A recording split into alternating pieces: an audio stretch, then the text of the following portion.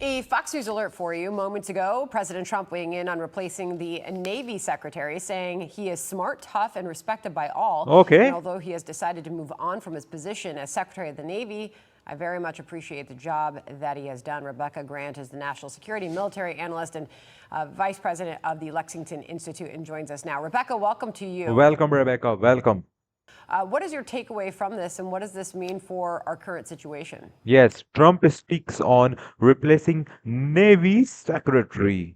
Well, the good news is that Acting Secretary Hung Kao is a fabulous choice, Naval Academy grad, Special Okay. Ops, career Navy, and he All right. really knows the business. And it comes at a time when Damn. we are hearing piracy and propaganda coming out of Iran. But let me tell you, it is the Okay. U.S. Navy that holds all the cards in this. Let me tell you, Rebecca Grant is a national secretary and military analyst, and let's listen to her. Strait of Hormuz, and really around the globe doing some intercepts of Iranian ships in the Indian Ocean as well. Okay. Which leaves us anticipating what our next move is, Rebecca, Please, based Rebecca. on everything we have heard coming from this administration in recent hours. What do you see happening next? Please, next move overs. Well, the latest, of course, is I think a good change of the rules of engagement, and that is President Trump enabling Admiral Cooper to tell the ships in the strait, hey, if you come across these Iranian fast boats and they're making trouble, you can fire on them. We can fire on them. Damn. So that does two things. Rebecca Grant is from Lexington Institute, vice president. That means the blockade is going to continue very strongly. And then it shows us all that, hey, the U.S. Navy can do this day and night. They're the ones that Breaking have news right now. Trump said U.S. Navy to shoot and kill any boat placing mines in Hormuz. Shoot and kill. the control of the strait, and it's going to increase the pressure on Iran. I really like what I'm seeing. Okay. That's encouraging. Rebecca, I want to play this out for you and get your reaction to retired Rear Admiral Kenneth Braithwaite, the former Secretary of the Navy, on critical geopolitical importance of maritime choke points, Okay. saying there's nothing more important than these sea lanes. Listen. Maritime choke points are, you know them. Okay. Listen. There's nothing more important than controlling the sea lanes. It's where all the commerce flows. Of course, we're seeing that in the Straits with over 20% of the world's oil supply being cut off. Armies win wars, Right. but navies prevent them. Right. And so the effort towards shipbuilding today has to be an all-hands effort. You know, as many different turns and different directions this war goes in, it all comes back to those critical lanes in all of this, Rebecca. Yes, this is because main thing is that this lanes, this choke points, this international waterway is what we have warring for.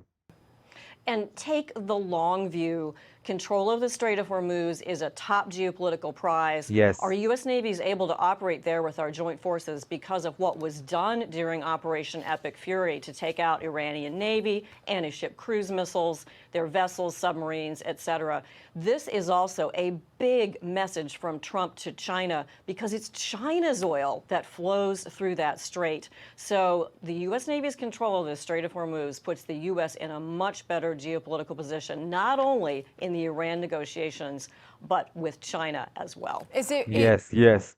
China is supporting Iran with their technology, with their guns, with their ammunitions, with their missiles, with their everything. China is the backbone of Iran right now. That's why Iran is too powerful as it looks right now, because China is backing Iran.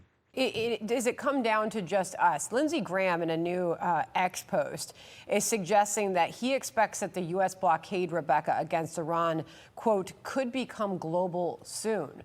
So will we see this get bigger? I think by global, he means that our forces in the Pacific, Admiral Paparo, is enabled now to go after Iranian shadow fleet tankers. We saw those two intercepts done in the Indian Ocean. So we're going to crack down on all of Iran's shadow fleet. And again, another message to China about the sea power that we have. Put that together with air dominance, and that's why the U.S. is a global power. Because, Lindsey, US air dominance is the best ever in the world. No other country has this dominance that we have right now in this era of the international way. Lindsey Graham added to that post and that message that he seems to be Okay, putting out let's to the watch. world after discussing this with President Trump. To those assisting or thinking about assisting the Iranian regime in distributing its oil, which provides resources for terrorism, you do so at your own peril. Do you think our enemies are getting that message, Rebecca? Oh, I think Xi Jinping in China is seeing this loud and clear. And I think what the senator's referring to is we don't want to see any more cargoes of chemicals to make missile fuel going into Iran. We don't want to see. You also know that China is sending some of the bad, deadliest drugs to USA with their cargo, with their plane cargo, ship cargo, and everything. And this is not happening again. Iran tapping any Chinese satellite data. We don't want to see. China did so much damage by buying Iran's oil, and this crackdown on Iran, on China, is really resetting the chessboard now. Yes, Donald Trump is doing the best ever possible thing anyone can do. And this is best scrutiny on China and Iran. Like that a lot. Always great to get your analysis, Rebecca. Thank you very much. Thank you, Rebecca. Thank you. Thank All you, right, Rebecca. John? Thank you having you.